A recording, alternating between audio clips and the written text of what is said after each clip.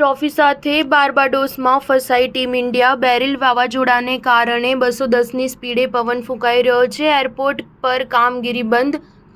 Charter ફ્લાઇટમાં team આવી શકે છે દિલ્હી.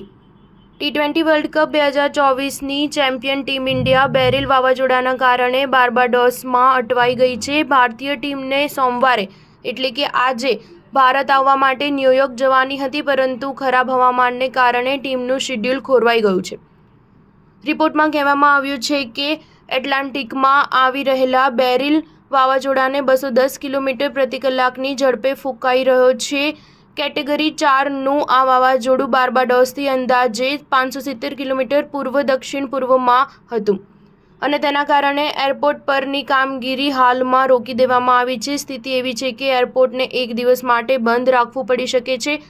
જો કે ભારતીય ક્રિકેટ કંટ્રોલ બોર્ડ તરફથી આ અંગે કોઈ સત્તાવાર નિવેદન આવ્યું નથી. એક સૂત્રએ જણાવ્યું હતું કે સમયપત્રક મુજબ ટીમ અહીંથી ન્યૂયોર્ક જવાની હતી અને પછી દુબઈ થઈને ભારત પહોંચવાની હતી, પરંતુ હવે અહીંથી સીધી દિલ્હી સુધી ચાર્ટર ફ્લાઇટ લેવાની યોજના છે. ત્યાં પહોંચ્યા બાદ વડાપ્રધાન નરેન્દ્ર મોદી સાથે મુલાકાત અંગે પણ વિચારણા કરવામાં આવી રહી છે. સહાયક સ્ટાફ, પરિવારો અને અધિકારીઓ સહિત લગભગ 70 સભ્યો છે. ટીમે 29 જૂને ટી20 વર્લ્ડ કપ જીત્યો હતો. ભારતીય ટીમ 17 વર્ષ બાદ આ ટુર્નામેન્ટમાં ચેમ્પિયન બની છે. આટલું જ નહીં, ભારતે 11 વર્ષના આઈસીસી ટ્રોફીના દુકાળનો અંત લાવ્યો છે.